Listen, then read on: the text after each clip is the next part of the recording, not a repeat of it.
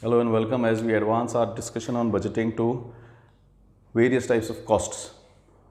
What are the various types of costs?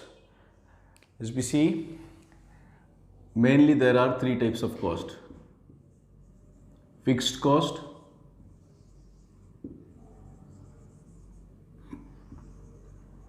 variable cost. Now if I try to classify here, fixed cost, variable cost.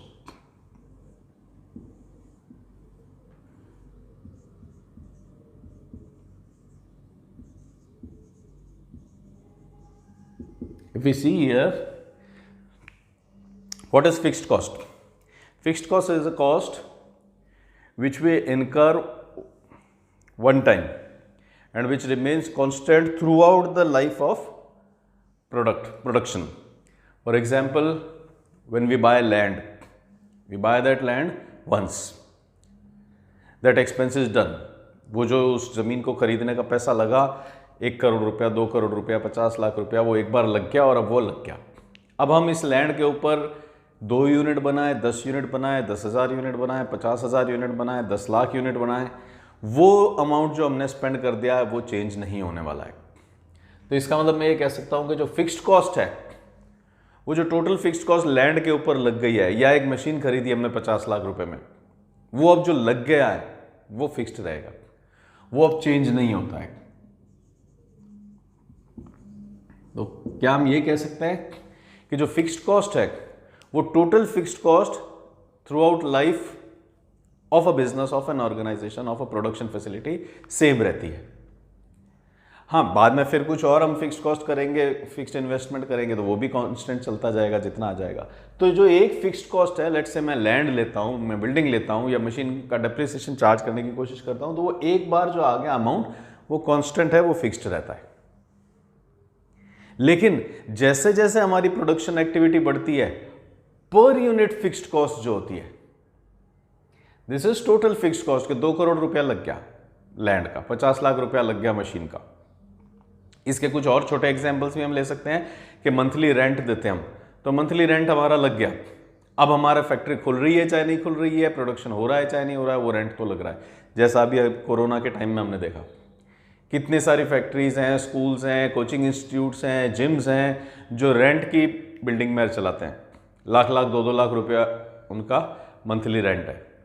अब जब corona के time में lockdown लग गए, बंद हो गया, कोई प्रोडक्शन नहीं हो रहा है, कोई पढ़ाई नहीं करी जा रही है, कोई जिम नहीं चल रहा है, कोई पैसा नहीं आ रहा है, लेकिन वो रेंट तो लग गया. तो दैट इज फिक्स्ड कॉस्ट, कि ये तो लगेगा ही. अब वो रेंट देने के बाद वहां पे 500 बच्चे पढ़ लें चाहे 5,000 बच्चे पढ़ लें, रेंट तो उतना ही रहना बिल्डिंग का.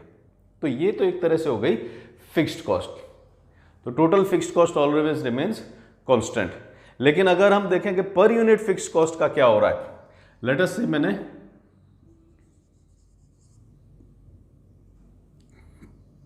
एक बिल्डिंग ली 1000 रुपीज की,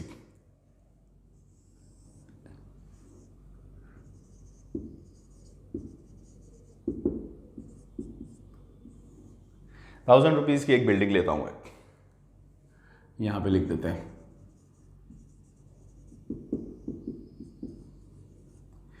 और मैं ये पेन मैन्युफैक्चर करता हूँ. तो इस पेन को मैन्युफैक्चर करने में क्या लगेगा, मेरा कुछ रॉ मटेरियल लगेगा. लेट अस से हमारा रॉ मटेरियल कितने रुपए का लगता है एक पेन को बनाने में. मैं कितनी यूनिट्स बना रहा हूँ, 1 यूनिट बनाता हूँ. अब मैंने एक बिल्डिंग ले ली, मशीन ले ली, मशीन एंड बिल्डिंग कर देते हैं इसको.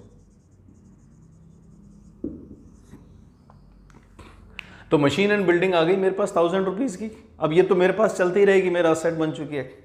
फिर इस पेन को बनाने में जो रॉ मटेरियल लगा वो मैं ले आया. तो अब मैं यहां देखूं कि मेरी टोटल कॉस्ट कितनी हो गई एक यूनिट को बनाने में, 1050. अब अगर इस टोटल कॉस्ट का मैं ब्रेकअप भी लेना चाहूं तो क्या मैं उसका ब्रेकअप ले सकता हूं. टोटल कॉस्ट में क्या होता है, per unit fixed cost plus per unit variable cost. Total cost क्या होती है, fixed cost plus variable cost, कि कुछ पैसा ऐसा है जो फिक्स्ड रहता है, कुछ पैसा ऐसा है जो वेरिएबल रहता है. वेरिएबल के बारे में अभी हम फिर से और डिटेल में बात करते हैं, पर एक बार इस एग्जांपल को देखने की कोशिश करते हैं. तो एक यूनिट बनाने में 1000 रुपए का मेरा फिक्स्ड इन्वेस्टमेंट हो चुका है। वो तो रहेगा, भले एक बनाऊं, 0 बनाऊं, ना बनाऊं, 1000 बना लो, कितनी भी बना लो। 50 रुपए का मेरा रॉ मटेरियल लगता है जो इस पेन को बनाने में लगता है। तो टोटल कॉस्ट कितनी पड़ गई मेरे लिए अब तक एक यूनिट बनाने में? 1050।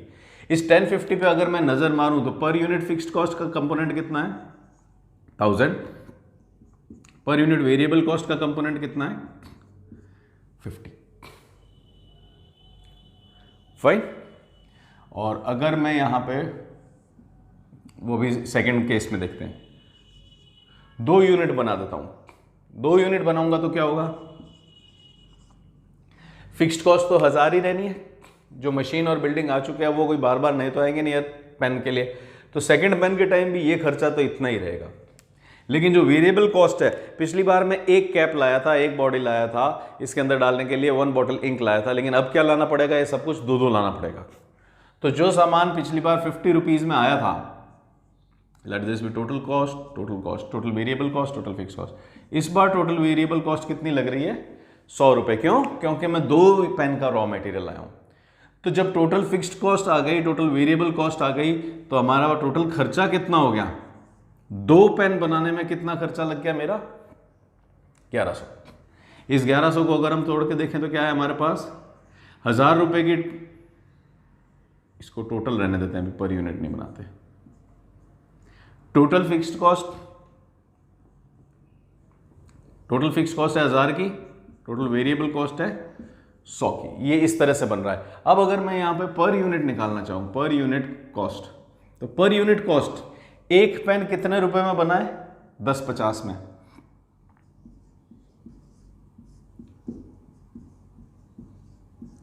एक पेन की कितनी आ रही है कीमत? 1050। इसका अगर मैं ब्रेकअप करना चाहूं तो वो क्या हो जाएगा? Per unit fixed cost plus per unit variable cost. एक पेन 1000 रुपए का, 50 रुपए का रॉ मटेरियल, टोटल खर्चा इतना हो गया। तो एक पेन की कीमत कितनी हो गई? ऑब्वियसली जब एक ही पेन बनाया तो पूरी कीमत उसकी। और अगर मैं टुकड़े करके देखूं तो क्या आ रहे हैं? 1000 रुपीज का पर यूनिट फिक्स्ड कॉस्ट लग रहा है, 50 रुपए का पर यूनिट वेरिएबल कॉस्ट लगा है। 2 पेन का जब आपने काम किया तो 1100 रुपए का बना। अब अगर पर यूनिट निकालना चाहे तो वो क्या होगा? 1100 रुपए लगे कितनी यूनिट के? 2 यूनिट के। तो ये कितना हो गया? 550। एक पेन अब कितने का पड़ रहा है? 550 का, जबकि अभी थोड़ी देर पहले एक पेन कितने का पड़ रहा था? 1050 का। क्योंकि फिक्स्ड तो फिक्स्ड है, ये चेंज हो रही है। इसका अगर हम स्प्लिट देखना चाहें तो क्या हो रहा है? ये जो 550 मैं कह रहा हूं कि एक पेन का 550 रुपया लग रहा है, उसमें कंपोनेंट्स क्या क्या है? 500 रुपए का तो क्या है? Per unit fixed cost. 50 रुपए का क्या है? Per unit variable cost. Variable cost तो पर यूनिट कितनी है? 50 50 50 50 50। तो दोनों पेन में कितना लग गया? 50 50। लेकिन जो फिक्स्ड कंपोनेंट है 1000 का, वो अब क्या हुआ? 2 यूनिट में बढ़ गया। ये जो 1000 रुपया ये क्या बन गया? 500 प्लस 500। अब ये पूरा का पूरा एक पेन पे लोड नहीं जा रहा, अब ये लोड क्या हुआ? डिस्ट्रीब्यूट हो गया 2 के अंदर। तो इसका मतलब क्या हुआ? 2 पेन बनाते ही हमारी जो पर यूनिट फिक्स्ड कॉस्ट थी वो कम हो गई। Will take one more example और उसके बाद इसको छोड़ते हैं अपन। लेट्स से 2 और लेते हैं, 4 पेन्स एंड 10। अगर 4 और 10 की बात करते हैं तो टोटल फिक्स्ड कॉस्ट तो क्या रहने वाली है? ना मैं कोई बिल्डिंग का पैसा दूंगा, ना मशीन का पैसा दूंगा, वो तो एक बार खरीद लिया। लेकिन 4 पेन का जब मैं सामान लाऊंगा तो I need 4 of these caps, 4 of these bodies, 4 ink bottles. तो क्या हो जाएगा? एक की कीमत 50 रुपए आए, तो ऐसे 4 सेट लाऊंगा 4 को बनाने के लिए, तो कितना लग जाएगा? 200 रुपया लग जाएगा। टोटल कितना हो गया? 1200 रुपए का खर्चा हो गया। इस 1200 पे अगर नजर मारूं मैं तो 1000 रुपए का तो फिक्स्ड कॉस्ट है और 200 रुपए का वेरिएबल है। वो 200 क्या है? इस 4 पेन के लिए हमारा जो 4 सेट लाए। अब अगर पर यूनिट की जाए तो पर यूनिट क्या हो जाएगी? 1200 upon 1200 rupees upon 4 units. 4 units लाए हैं तो दिस बिकम्स 300 रुपीज। अब इसको अगर मैं देखूं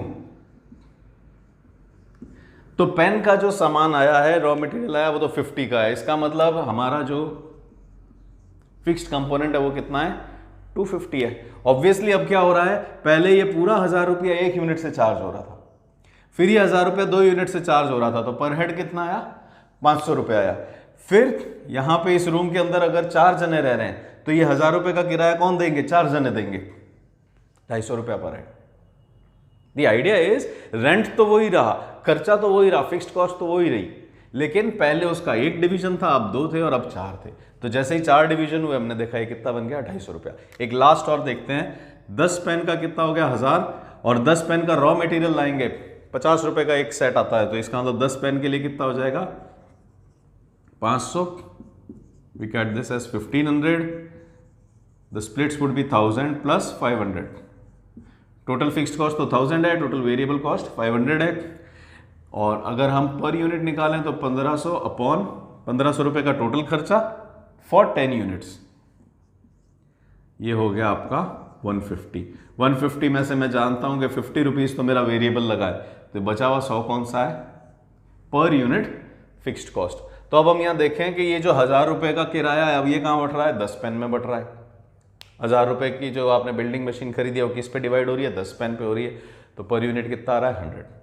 तो यहां जो खास ध्यान देने वाली बात है कि एक तो हम इस डेटा को देखें, total fixed cost, it is constant through out the production run. 1, 2, 4, 10 इस तरह से आप 1000 बना दो, 10,000 बना दो, 10 लाख बना दो, ये 1000 ही रहने वाली है। Total fixed cost always remains constant. वहीं पे अगर हम पर यूनिट फिक्स्ड कॉस्ट को देख रहे हैं, what is this? Per unit fixed cost. इसको अगर हम देखें तो जैसे जैसे प्रोडक्शन एक्टिविटी बढ़ती है, जैसे जैसे प्रोडक्शन लेवल बढ़ता है, ये क्या होती जाती है? डिक्रीज होती जाती है। This is an important derivation from here कि अगर हम फिक्स्ड कॉस्ट की बात करें, फिक्स्ड कॉस्ट कौन सी हो गई? लैंड हो गया, मशीन हो गया, रेंट हो गया, मैनेजर सैलरी हो गया, ये सारे क्या हैं? फिक्स्ड है। मैनेजर को आपने सैलरी दे दी, अब वो नीचे हमारे हड़ताल हो जाती है, कोरोना काल आ जाता है, प्रोडक्शन नहीं हो रहा है, या नीचे कुछ वेस्टेज हो रही है, इंफीरियर क्वालिटी बन रहा है, मैनेजर की सैलरी तो फिक्स्ड रहेगी। इसके लिए तो हम किसको पकड़ेंगे? वर्कर को पकड़ेंगे, सुपरवाइजर को पकड़ेंगे, प्रोडक्शन मैनेजर को पकड़ेंगे, उनको निकाल देंगे।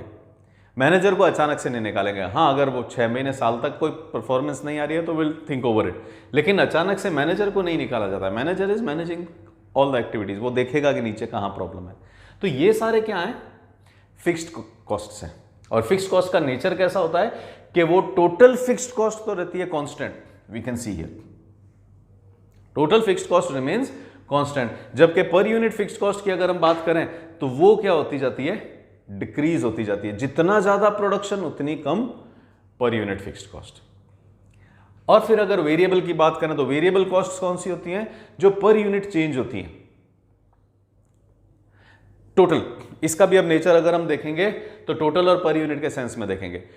मैं 0 यूनिट्स बनाता हूं, यूनिट ही नहीं बनाता हूं, तो मेरी टोटल वेरिएबल कॉस्ट कितनी हुई? मैं एक भी पेन नहीं बनाता हूं, एक भी पेन नहीं बनाऊंगा तो मेरा टोटल खर्चा कितना हो जाएगा पेन पे? 0 रुपीज। बनाया ही नहीं पेन, तो इसका मतलब एक भी पेन नहीं बनाने पे कितना खर्चा हो रहा है मेरा? 0 रुपीज। एक पेन बनाता हूं तो सारा सामान लाने में कितना खर्चा हो गया? 2 पेन बनाता हूं, 3 पेन बनाता हूं, तो इसका मतलब मेरी जो टोटल वेरिएबल कॉस्ट है कितनी है? Number of units 0, 1, 2, 3। तो जो मेरी टोटल वेरिएबल कॉस्ट है, जैसे जैसे प्रोडक्शन लेवल बढ़ रहा है, जैसे जैसे प्रोडक्शन लेवल बढ़ रहा है, ये टोटल वेरिएबल कॉस्ट बढ़ती जा रही है। टोटल वेरिएबल कॉस्ट जैसे जैसे मेरा प्रोडक्शन लेवल बढ़ रहा है, मेरी टोटल वेरिएबल कॉस्ट बढ़ती जा रही है। तो कहना है राइट कि टोटल वेरिएबल कॉस्ट इंक्रीजेस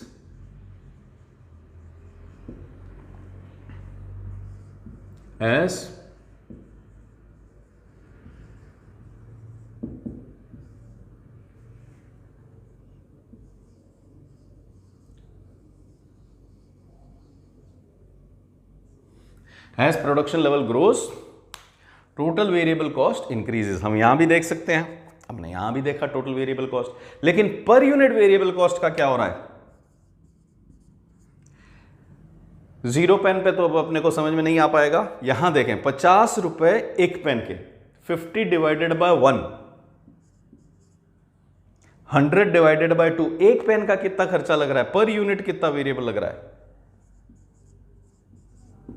ये रहा कि पर यूनिट वेरिएबल एक्सपेंस कितना हो रहा है, 50 रुपीज का हो रहा है। इसका मतलब पर यूनिट वेरिएबल कॉस्ट जो होती है वो हमेशा क्या रहती है,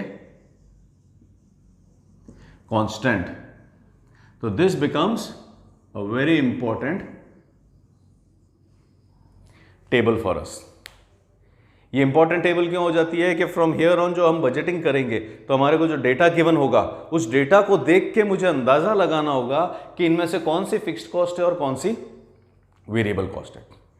क्योंकि वहां पे जरूरी नहीं है कि हमारे को क्वेश्चन में गिवन हो कि कौन सी फिक्स्ड कॉस्ट है और कौन सी वेरिएबल कॉस्ट है, तो हमारे को अंदाजा लगाना पड़ेगा कि कौन सी फिक्स्ड रहेगी और कौन सी वेरिएबल रहेगी। तो जो हमारा टोटल है, टोटल फिक्स्ड कॉस्ट हमेशा कांस्टेंट रहेगी, जबकि per unit fixed cost decrease हो रही होगी। वहीं पे अगर हम वेरिएबल की बात करें तो टोटल वेरिएबल कॉस्ट इंक्रीज हो रही होगी, जबकि पर यूनिट वेरिएबल कॉस्ट हमेशा कांस्टेंट आएगी। तो ये कुछ ऐसे अरेंजमेंट हो सकते हैं जिनसे हम ये पता लगा सकते हैं कि जो हमारे को डेटा गिवन है क्या वो फिक्स्ड है या वो वेरिएबल है। तो ये तो हुई हमारी दो तरह की कॉस्ट, फिक्स्ड एंड वेरिएबल। इसमें हमने कौन से एग्जांपल्स लिए, लैंड का हो गया, मशीन का हो गया, रेंट हो गया,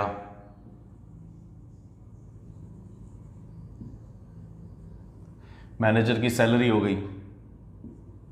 इस तरह के कुछ खर्चे जो हैं जो फिक्स्ड रहते हैं irrespective of what is the level of business activity. तो ये तो हो गई हमारी फिक्स्ड कॉस्ट्स। और फिर हमारे पास क्या आई, वेरिएबल कॉस्ट्स। वेरिएबल कॉस्ट्स में क्या लिया हमने, रॉ मटेरियल, फिर वेजेस।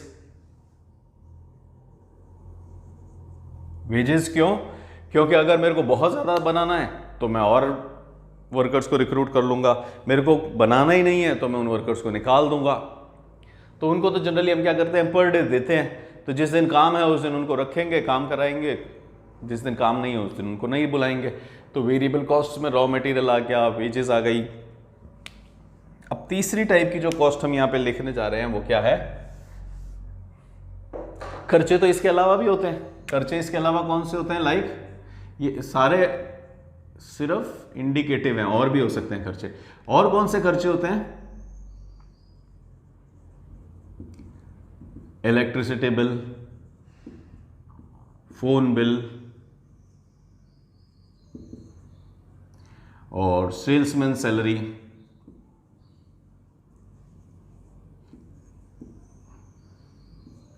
और वेरिएबल में हम यहां लिख सकते हैं primary packaging.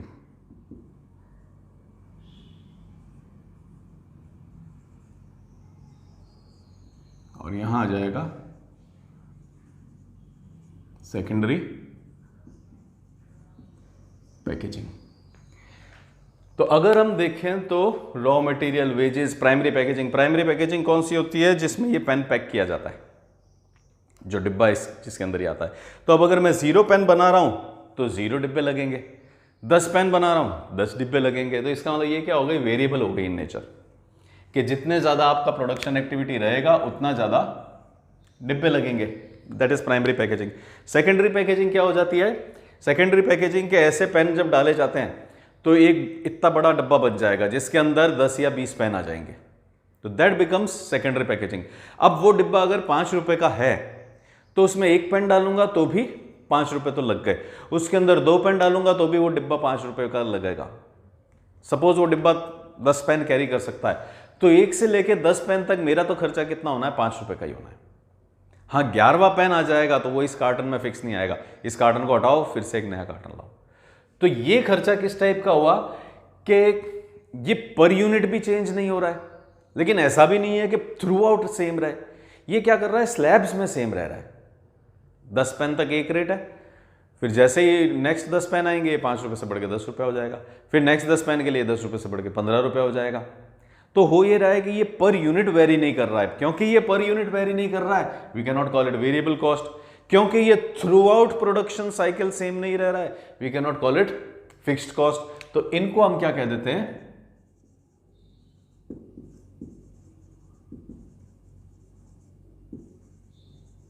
Semi variable cost. कि ना तो फिक्स्ड है ना वेरिएबल है। वेरिएबल क्यों, सेमी वेरिएबल क्यों कहा है, क्योंकि ऐसा भी नहीं है कि ये सेम चल रहा है, ये थोड़ी थोड़ी देर में बदलता जाता है with level of business activity.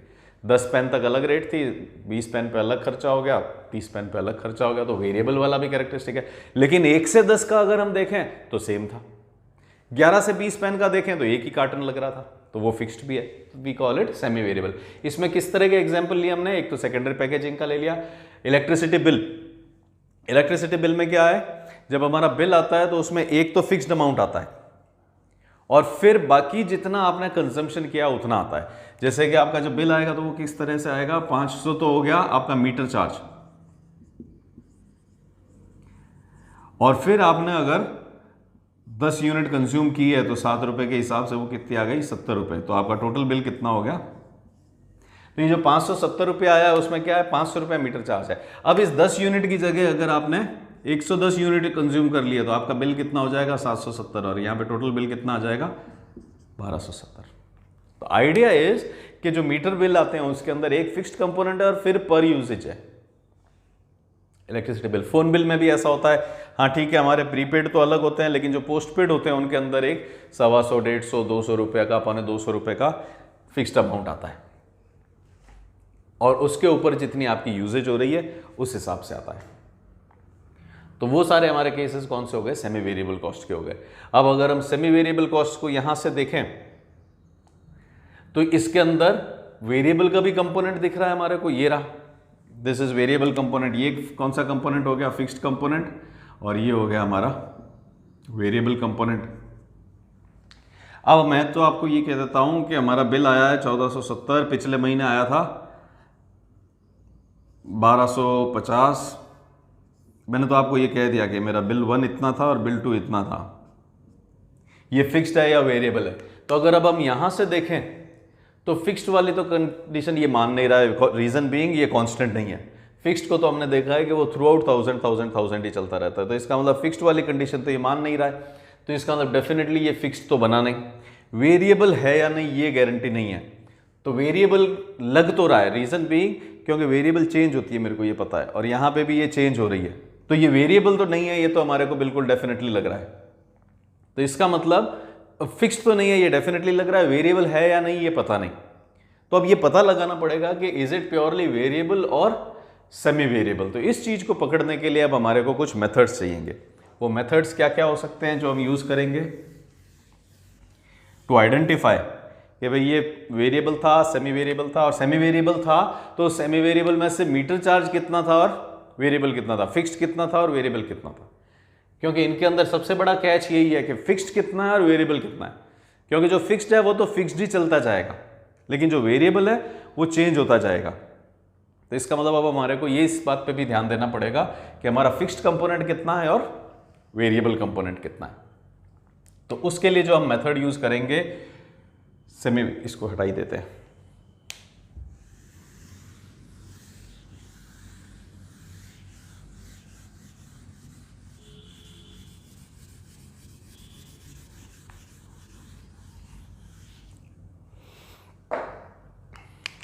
जो मेथड्स अपन लेंगे वो कहेंगे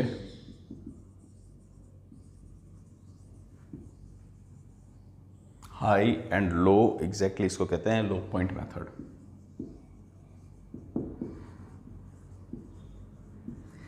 one method would be high and low point method. फिर उसके अलावा एक मेथड जो हम लेंगे वो हम यूज कर लेंगे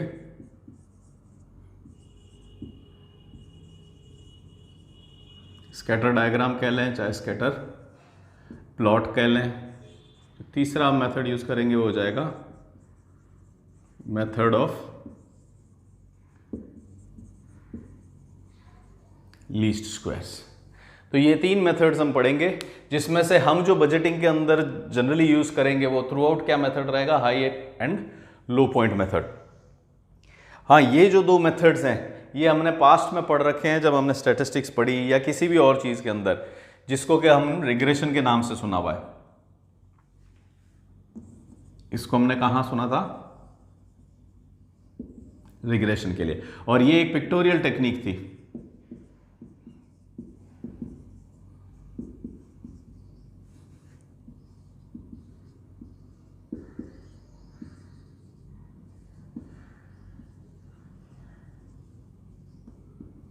this was a pictorial technique to see या चेक कोरिलेशन। अगर आपको थोड़ा सा याद आ रहा हो तो इसको हम यूज करते थे। डेटा इस तरह का हो सकता है, डेटा का स्कैटर, स्कैटर मतलब बिखराव, बिखराव इस तरह का हो सकता है, इस तरह का हो सकता है, या फिर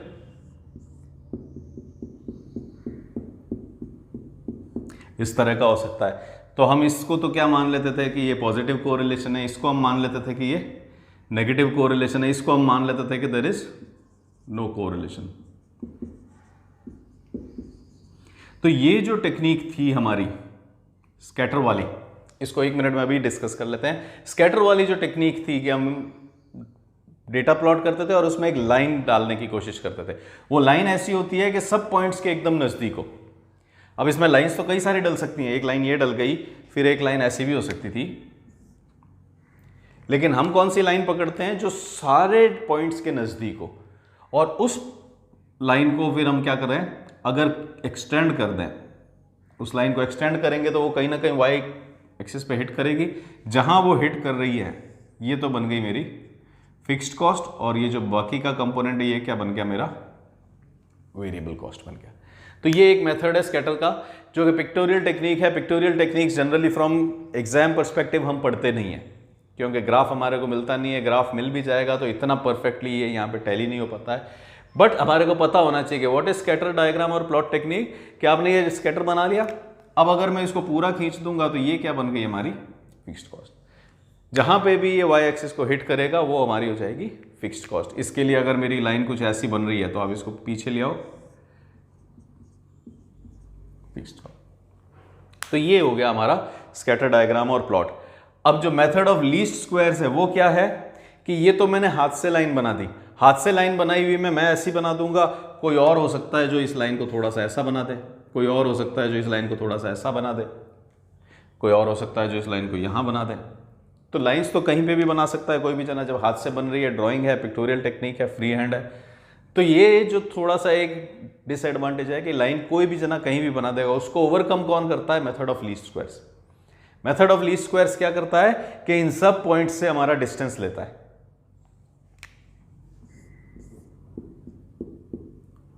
अब मेथड ऑफ लीस्ट स्क्वायर क्या करेगा?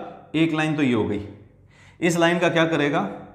इन पॉइंट से डिस्टेंस लेगा कि कितनी दूर है और उनको जोड़ देगा। फिर इधर एक पॉइंट है, ये लाइन बना दी हमने, तो इसके लिए इस लाइन का डिस्टेंस लेगा सभी पॉइंट्स से।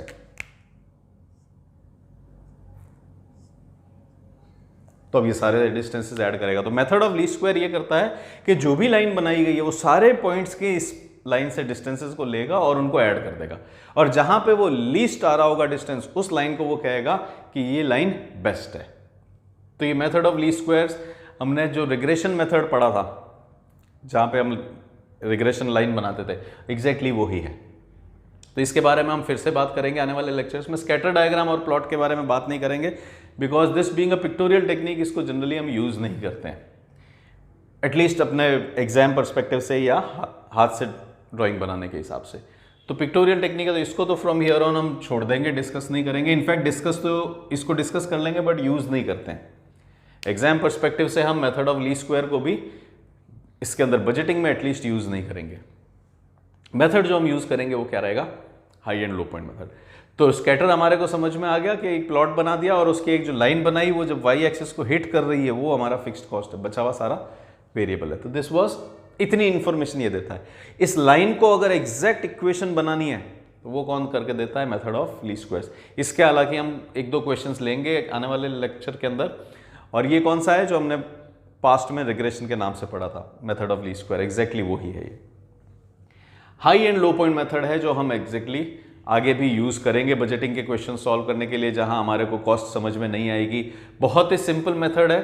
तो नेक्स्ट क्लास में हम हाई एंड लो पॉइंट और मेथड ऑफ लीस्ट स्क्वायर्स, इन दोनों मेथड्स को देखते हैं कि इन दोनों मेथड्स को यूज करके कैसे हम ये जो सेमी वेरिएबल है, सेमी वेरिएबल के अंदर क्या होता है, फिक्स्ड कॉस्ट भी होती है और वेरिएबल कॉस्ट भी होता है, तो पता लगाया जाए कि फिक्स्ड कॉस्ट कितनी है और वेरिएबल कितनी है। अभी यहाँ पे जो हमारा इलेक्ट्रिसिटी बिल आ रहा है वो 540 का आ जाता है और 1210 का आ जाता है, तो ये फिक्स्ड तो नहीं है डेफिनेटली, लेकिन मेरी समझ कहती है कि ये वेरिएबल भी नहीं है, ये सेमी वेरिएबल है, इसमें कुछ एक फिक्स्ड कंपोनेंट है, कुछ एक वेरिएबल कंपोनेंट है, तो कैसे पता लगाया जाए कि कितना फिक्स्ड है कितना वेरिएबल है, पर यूनिट कितना लग रहा है ये तो पता नहीं पड़ रहा। तो ये जो दो टेक्निक्स हम पढ़ेंगे ये हमारे को क्या बताएंगी कि फिक्स्ड कितना है, वेरिएबल कितना है, जिससे कि हम आगे कुछ भी अंदाजा लगा सकें।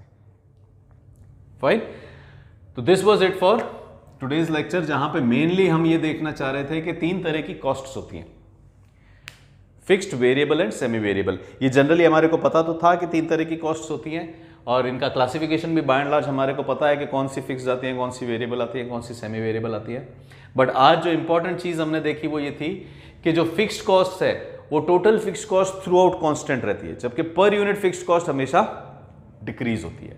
वहीं पे अगर हम टोटल वेरिएबल कॉस्ट की बात करें तो वो पर यूनिट बढ़ती जाती है, जितना ज्यादा प्रोडक्शन उतनी ज्यादा बढ़ जाएगी, लेकिन पर यूनिट वेरिएबल कॉस्ट की बात करें तो वो कांस्टेंट रहती है, 50 रुपया 50 रुपया 50 रुपया चलती जाएगी। तो एक तो ये इंपॉर्टेंट फाइंडिंग हमारी रही। सेकेंडली, सेमी वेरिएबल के अंदर जो इतना हमारे को समझ में आ गया कि कुछ एक फिक्स्ड कंपोनेंट होता है और कुछ एक वेरिएबल होता है। तो अब हमारे को सीखना है कि कैसे उस फिक्स्ड और वेरिएबल को अलग किया जाए। उसमें से एक मेरे को तो एक अमाउंट मिल गया कि ये अमाउंट है, उसमें से कितना फिक्स्ड है कितना वेरिएबल है वो कैसे पता लगाया जाए।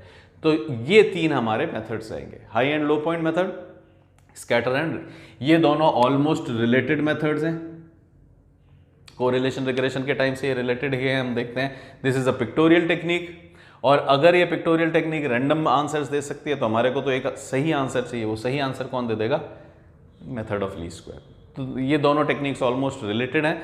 नेक्स्ट लेक्चर में we will talk about high and low point method and method of least square, कि इन दोनों से हम कैसे डेटा एक्सट्रैक्ट कर सकते हैं और पता लगा सकते हैं कि फिक्स्ड कॉस्ट कितनी है और वेरिएबल कॉस्ट कितनी है। So this is it for today's lecture. अगर आपको कोई डाउट है इसके अंदर, कोई क्वेरी है, तो आप कमेंट बॉक्स के अंदर डाल सकते हैं, तो अपन इसके ऊपर और लेक्चर ले लेंगे और डिस्कशन कर लेंगे। And this is it for today, thanks for watching, bye bye, take care.